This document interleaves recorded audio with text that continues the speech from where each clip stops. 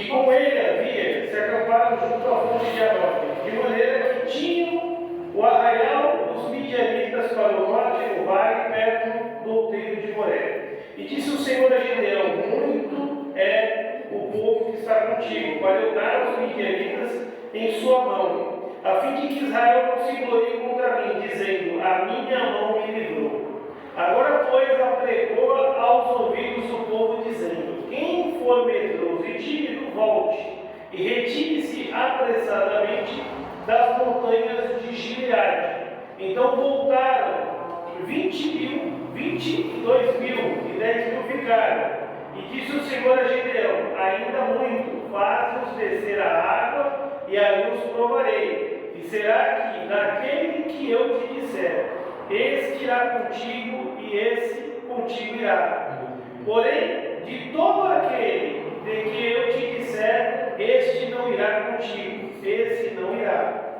E fez Gideão o povo às águas. Então o Senhor disse a Gideão: qualquer que lamber as águas com a sua língua, como as lambe o cão, esse porás à parte, como também todo aquele que se abaixar de joelho a beber. E foi o número dos que lamberam, levando mão à boca 300 homens. E todo o restante do povo se abaixou de joelhos a beber a água. E disse o Senhor a Gideão: com esses 300 homens que lamberam as águas, vos livrarei e darei os midianitas na tua mão. Portanto, todos os demais se retirem, cada um ao seu lugar. E o povo tomou da sua mão a provisão e as suas trombetas, e enviou a todos os outros de Israel, cada um a sua tenda. Porém, os 300 homens reteve, e estavam no arraial dos midianitas embaixo do vale. E sucedeu que naquela mesma noite o Senhor me disse: levanta-te, desce ao arraial, porque eu tenho dado na tua mão. Vamos repetir a sua última parte? Eu vou falar, os irmãos repetem: levanta-te, e desce ao arraial, porque eu tenho dado na tua mão. Vamos falar bem, que assim seja. Que é uma profecia bíblica, né? Pode sentar, meu Deus. Antes da gente iniciar, tá? Hoje eu sei que nós estamos na era digital. Eu queria que os irmãos me seguissem depois no Instagram, que eu vou marcar os irmãos, depois eu vou bater uma foto bonita aqui. É aí o Y.Carvalho. Acho importante essa, porque depois eu vou marcar os irmãos e acho muito necessário. Hoje não era para eu ser o pregador aqui nessa tarde, era para ser o deputado André Bueno, mas o deputado infelizmente teve um chamado do governador Tarcísio. Ele está muito bem aliançado com a nossa primeira-dama, a Cristiane, e é muito interessante que toda vez que ele está com ela, ele entrega a palavra. E eu estou vendo o Tarcísio ser mais pastor do que nós, né? Toda vez que eu vejo o governador falando, eu sempre vejo ele falando mais de Deus do que do governo. Isso para nós é um motivo de honra, porque a gente sabe que quando os homens de Deus estão à frente, a nação ela não se corrompe, né? E o Brasil, infelizmente, ele vem desse histórico, né, de corrupção, de tristeza, e nós sabemos que Israel estava nesse mesmo período, nessa época. Israel estava devastado, Israel tinha, na realidade, perdido o relacionamento com Deus, né? E automaticamente os israelitas naquela época moravam em cavernas, se escondiam, né? Os midianitas, que praticamente eram o povo da Síria, o povo da Arábia, periodicamente, quando eles plantavam e na época de colher, esse povo descia e simplesmente matava pessoas e roubava os despojos de Israel, né?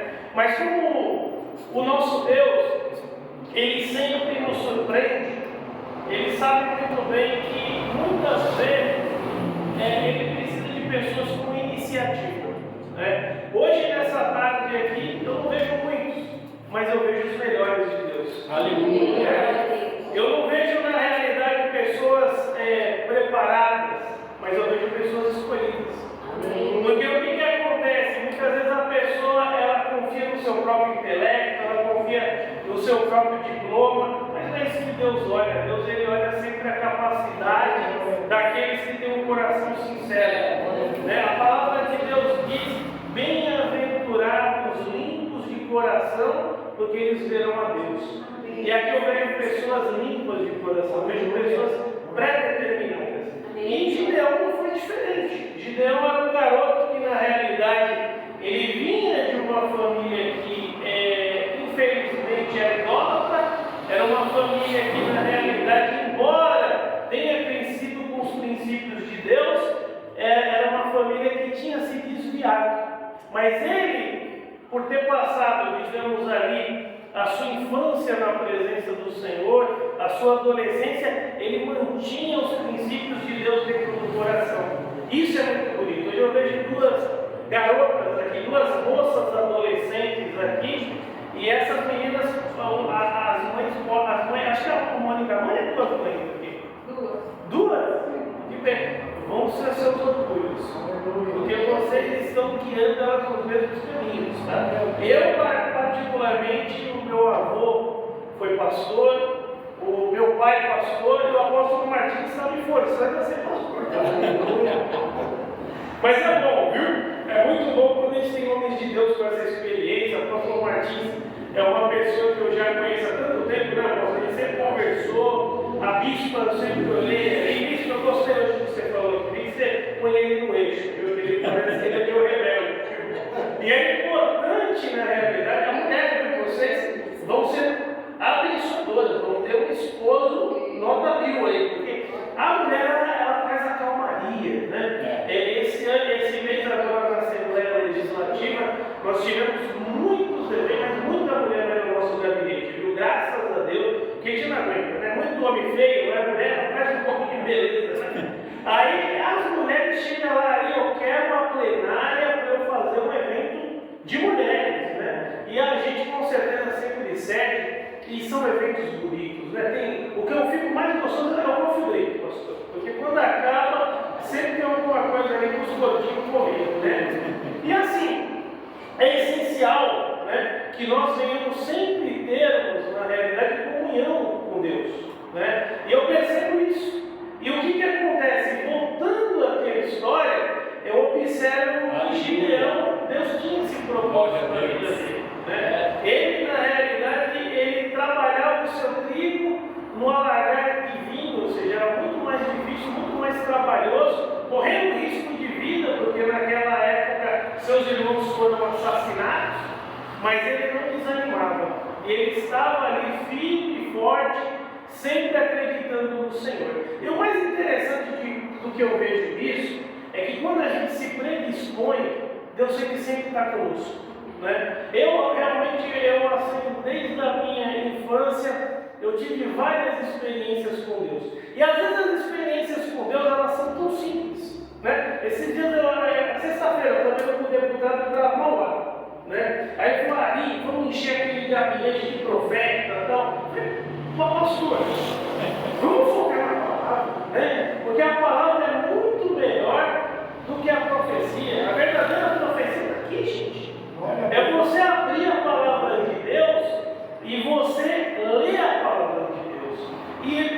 E aí no final foi até gostoso, ele concordou, você está certo. Por quê? Quando a gente foca na palavra, Deus ele fala com a gente, né? Muitas vezes a gente recebe profecia, nada contra, viu, gente? Eu também sou profeta, tá? Mas muitas vezes a pessoa na emoção fala até coisa que não deveria falar, né? Mas a verdadeira palavra de Deus é o nosso guia, é o nosso Waze aqui, né? É o nosso Google Maps. Por isso que Jesus, ele nos permitiu, o Senhor Deus, permitiu que a palavra tivesse. Quando a gente lê essas histórias aqui, automaticamente a nossa fé se levanta, porque ela é automaticamente o passado que está no presente. É tanto que Deus, mesmo quando Jesus veio, nos concedeu o Novo Testamento, ele permitiu que nós tivéssemos o Antigo. Porque o que acontece? As coisas passadas, elas se tornam presentes na nossa vida dentro do dia a dia. Apesar do apóstolo, hoje em dia, eu vejo que estão se querendo cancelar os velhos, né? Eu não estou deixando não, porque eu estou ficando velho.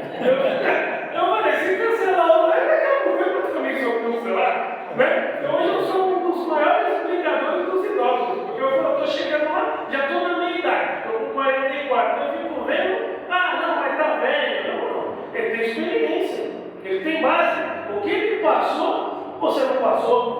pastor Michael Murdock, uma vez ele falou algo que eu achei interessante. Estava ele no aeroporto de Dallas com o assistente dele, né? E aí ele entrou numa livraria, e aí o que aconteceu? Tinha um livro lá, mais ou menos umas 100 folhas, né? E um outro livro com 400 folhas. E o de 400 folhas era 30% mais barato do que o que tinha 100. O assistente virou e falou: pastor Michael, pega o de 400 folhas, é mais barato e mais conhecimento. Aí o pastor Michael Murdock deu uma lição para o assistente. Ele falou: olha, você chegou a ver quem é o autor? Você chegou a ver quem é a experiência? E aí automaticamente o que aconteceu? Ele mostrou que o que tinha escrito 100 folhas, ele tinha 50 anos a mais que o outro. Ele falou: o que esse aqui passou, esse aqui ainda está passando. Então eu vou comprar esse aqui porque tem muito mais conhecimento. E aí o assistente falou: realmente, agora eu entendo porque o senhor é sábio. Então muitas vezes, principalmente a juventude, nós temos que aprender a valorizar os mais velhos. Eu estou falando isso porque quando eu tiver mais velhinho, vocês vão estar jovens aqui na minha. Vocês vão me defender. Então, Gideão, na realidade, ele tem aquele propósito lá e Deus começa a falar com ele. Ele falou: Gideão, é o seguinte, eu tenho um propósito para você, eu vou te escolher. Ele começa a fazer prova, faz a prova do ano, né? Olha, se o senhor, se amanhecer e a lã estiver molhada, porque é o senhor é comigo. Aí Deus vai lá, mostra que é com ele. E aí automaticamente ele pega o que? A prova ao contrário, né? Aí realmente Deus vai lá e cumpre com a lã ao contrário. O que isso significa? Que também ele era uma pessoa humana igual nós. Ele era uma pessoa falha, ele era uma pessoa pecadora, mas o que eu vejo nisso daqui é a misericórdia de Deus. Eu vejo que por mais que nós muitas vezes tenhamos falhado, que nós tenhamos errado, Deus ele ama os seus filhos acima de tudo. E ele sempre nos escolhe. E o melhor, Deus tinha um plano na vida desse rapaz para mostrar através da vida dele que Deus era Deus. Muitas vezes você está aqui hoje, talvez não entendendo, poxa vida, talvez era para começar às 15, eu tenho que comer pizza às 19, né? Mas muitas vezes você não entende o que Deus hoje está preparando para a tua vida de uma maneira que você venha transformar a tua família, a sociedade, enfim, o seu vizinho. Às vezes tem coisas na nossa vida que a gente não entende. Tem pessoas que sonharam a vida toda em pregar em estádios, tem outros que sonharam a vida toda em ser grandes empresários, mas uma das coisas que a gente estava até falando aqui, né, apóstolo, um pouco antes, né? Se Deus tem um propósito da salvação na minha vida, e Ele vê que o dinheiro vai me corromper, Ele não vai deixar eu ser rico. Mas Ele também não vai deixar que eu passe fome. Né? Ele não vai deixar com que eu venha, na realidade, ser humilhado, ser regredido. O povo de Israel naquela época estava sofrendo isso porque tinha se virado contra Deus. Muitas vezes a gente esquece simplesmente de agradecer e orar. Muitas vezes a gente esquece de estar atento aos sinais que Deus ele fala conosco. Há um tempo atrás, muito tempo atrás, viu, bispo? Porque agora a barriga de entrega, né? Eu tinha mania de acordar às 6 horas da manhã e fazer caminhada. E eu caminhava numa praça que tinha mais ou menos uma extensão de 1,5 km. E o mais engraçado é que eu sempre ia louvando e adorando a Deus. Louvando e adorando a Deus. E nos pequenos detalhes eu via Deus. Às vezes uma simples folha que caía na minha frente, eu falei: hoje Deus está falando comigo. Muitas vezes a gente está sendo preparado para algo maior e muitas vezes a gente não entende. E a Israel ali estava numa situação de miséria, o povo na realidade sendo explorado pelos árabes, explorado ali pelos sírios, explorado na realidade ali pelos midianitas, que era o povo daquela época. E o que acontece? Deus ele fala para Gideão: prepara o povo e vai para a guerra. E aí que eu acho que daria um embrulho na barriga de Gideão, como daria na minha, né? Porque imagina, você já está num estado devastado, você já está num país de plena miséria, e automaticamente Deus vai lá e prepara. E do outro lado, praticamente tinham 135 mil homens. A Bíblia cita que na realidade era como gafanhotos, né? Era como camelos e pessoas numa distância de um vale que você olhava que eram incontáveis. Imagina 135 135 mil pessoas querendo matar você, 135 mil pessoas indo contra você. E Gideão estava com 32 mil, ou seja, praticamente Gideão tinha um quinto, né? Mas o nosso Deus, ele é um Deus de surpresas, né? Ele é um Deus que na realidade, ele gosta de mostrar que o nosso povo ele faz muito. Isso eu acho muito interessante da parte de Deus. Às vezes a gente tem lido aqui na Bíblia, na realidade, que a gente tem que dar o dízimo dos 10%, né, para o ministério concluir, para o ministério sobreviver. Né? Mas o mais interessante de toda essa história é que Deus ele manda Gideão só com 1%. Só 1% para a guerra. Né? E aí ele começa ali, Deus fazer a peneira, né? O processo seletivo. Né? De 32 mil vai para 10 mil, e ainda Deus ainda. Eu acho que Deus estava tirando por Gideão. Eu falei, Gideão, você tem que aprender a confiar em mim, meu filho. Você tem que aprender a confiar em mim. E eu acho que, por tanto Gideão pedir prova para Deus, Deus falou, agora também eu vou mostrar para você o que é realmente prova. Né? Porque imagina, eu já na situação dele, com um quinto de soldado, ou seja, 5 pessoas para um, é demais, né, gente? Mas automaticamente reduz ali para 10 mil, e aí desses 10 mil, Deus fala, eu só quero esses 300. Porque Deus ele dá estratégia no caminho desses 300. E aí o que acontece? Deus ele surpreende ainda mais. Deus vai conhecer 1%. E o que acontece? Chegando ali na guerra, na hora, não teve guerra, gente. Não teve guerra. O que acontece ali? Automaticamente eles descem lá com. Deixa eu pegar até aqui, que eu até anotei. Eles descem ali com as trombetas, os cântaros. Obrigado, querida. E eles descem ali com os cântaros. Né? E automaticamente eles estão com um breu de guerra. E aí o que a Bíblia nos ensina? Né? Que a trombeta, na realidade, é tudo que representa a fé. E aí Deus ele faz o quê? Aqueles 300 homens serem divididos em 3 pontos, um fica do lado direito, sem homens, o outro fica do lado esquerdo, sem homens, e Gideão com os outros 100 ali no centro. Né? Isso em vales. Né? Ou seja, vale é uma coisa muito profunda. Eu já estive em Israel, sei como é que é. A Bíblia fala do Vale do Armagedon, que ali é uma coisa incrível. É uma infinidade de geografia absurda. Né? E a Bíblia diz que ali vai ter a guerra do Armagedon. Né? E eu fiquei só imaginando ali, observando o tanto de gente que vai estar contra Israel para que se cumpra a profecia bíblica. Mas uma notícia boa, tá? Nós estaremos de camarote lá no céu. Eu não sei se vai ter Coca-Cola ou pipoca, mas eu sei que nós estaremos lá com o nosso Senhor Jesus. E a Bíblia diz que nós vamos estar ceando com o nosso Cordeiro. Mas o mais interessante de tudo isso, voltamos aqui, é que eles tocam as trombetas, eles acendem as tochas e quebram os cântaros, que são vasos. Né? Isso tem uma representação bíblica. O louvor, hoje vimos aqui 2 louvores lindos, depois o irmão cantou. O louvor ele limpa a alma, principalmente o louvor da adoração. Muitas vezes, meu amado, minha amada, eu não sei se você está passando por algum processo ou alguma luta, louve ao Senhor. Porque quando você começar a louvar o Senhor, o céu se abre. Não há nada que consiga impedir um louvor de adoração. Deus, claro, tem muito louvor de sofrência gospel, né? Daí nós temos que se afastar. Nós temos que louvar verdadeiramente a Deus, dizer que Deus ele é santo, santo, santo, santo, santo, santo.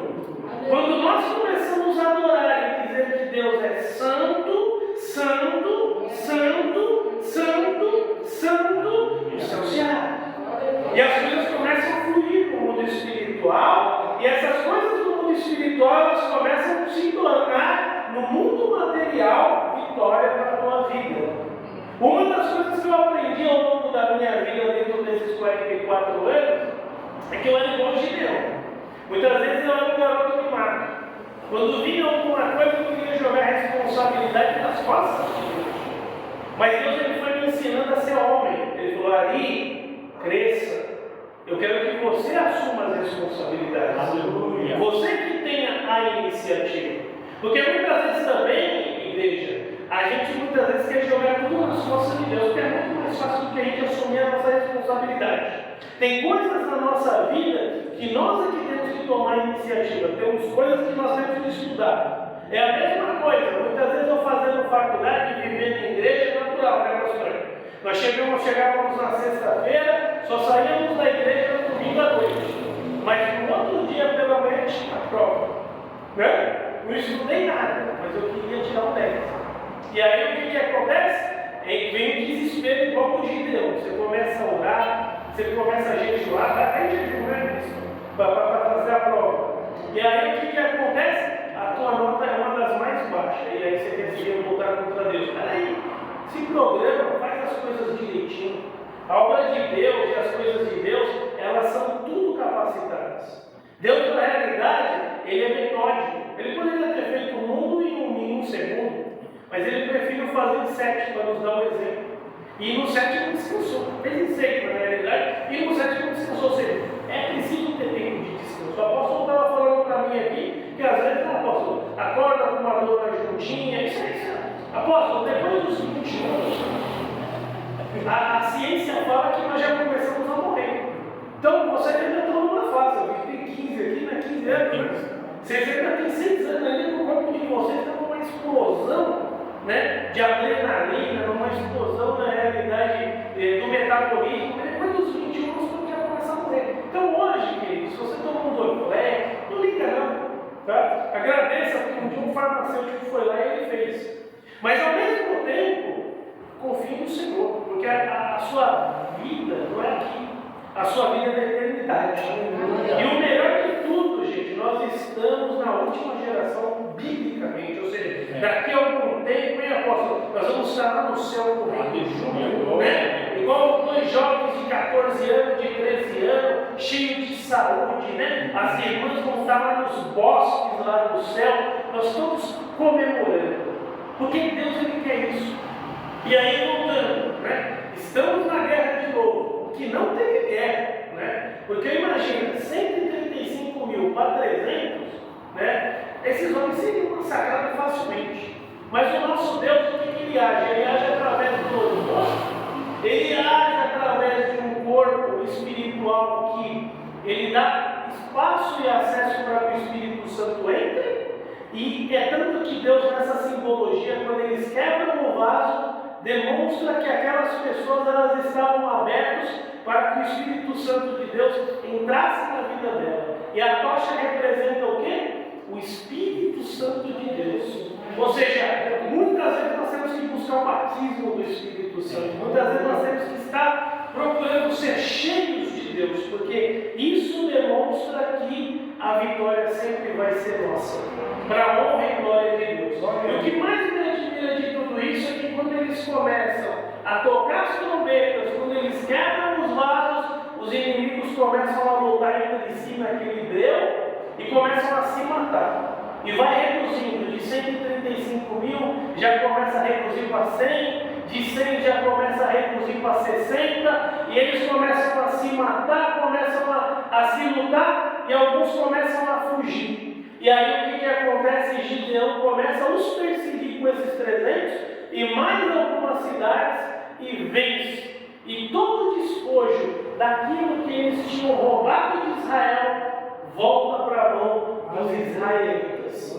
O que isso significa, igreja? Eu não sei o que você está passando, o que você já fez na sua vida, mas o que Deus está dizendo hoje aqui para você nessa tarde, que tudo que você perdeu, Deus vai restituir. O nosso Deus, ele é o Deus do ouro, ele é o Deus da prata, ele é o Deus das estratégias, ele é o Deus das vitórias, e ele é o Deus das pessoas que tocam no coração, entendeu? Então, se hoje você está aqui hoje, talvez não seja talvez aquele texto, né, emotivo para que você grite, para que você pule, mas não. Aqui está sendo dada a palavra de Deus para que entre na sua consciência e gere uma fé conclusiva, uma fé que você hoje vai levar para a tua casa e entender que naquele momento de luta ou naquele momento de vitória, você vai sempre adorar a Deus e vai dizer: Santo, Santo, Santo, Santo, Santo, Santo. Isso vai agradar o coração de Deus, porque automaticamente, quando você estiver adorando, o teu corpo vai se abrir e o Espírito Santo de Deus vai descer sobre a tua vida, e automaticamente Deus vai te preparar para ser um vaso nas mãos de Deus e trazer a bênção sobre a vida dessa casa. Apóstolo, Deus está restituindo essa casa. Deus está preparando pessoas, porque muitas vezes lá atrás, muitos disseram para o Senhor que o Senhor não era capaz. Muitos humilharam a tua vida, dizendo que o Senhor talvez não era nada. Mas Deus hoje lhe diz nesta tarde que você é filho amado. Ele vai restituir a tua saúde, meu apóstolo. Ele vai encher você do Espírito Santo. Ele vai hoje te capacitar como um menino, porque Ele tem um propósito sobre a tua vida. Hoje eu começo a entender porque eu estou nessa tarde aqui. Eu não vim aqui em vão, eu vim aqui ser um mensageiro do Senhor para a tua vida. Só Deus sabe o quanto você de madrugada tem orado, homem.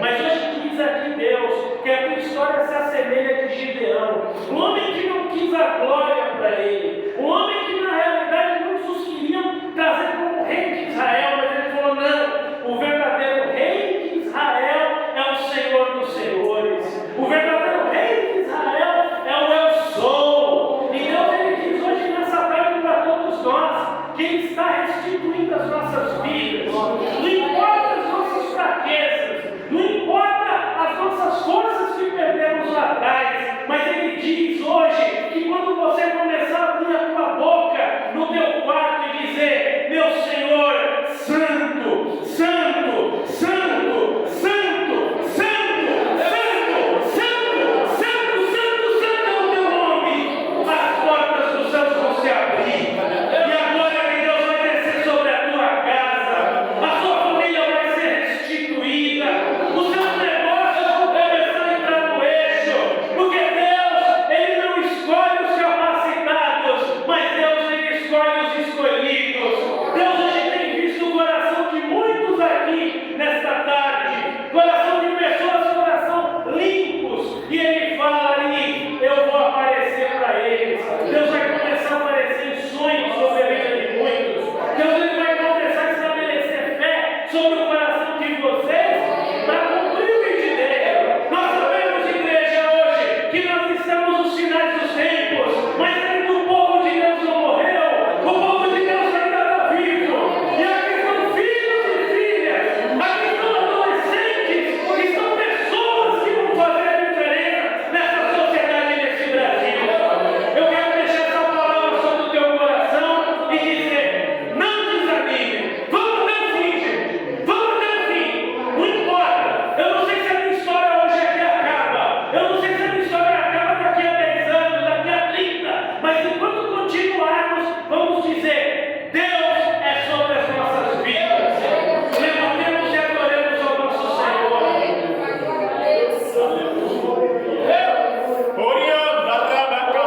Senhor, queria só louvar com vocês domingo aqui. O nosso guitarrista vem para cá, o esposo da Vaza, né?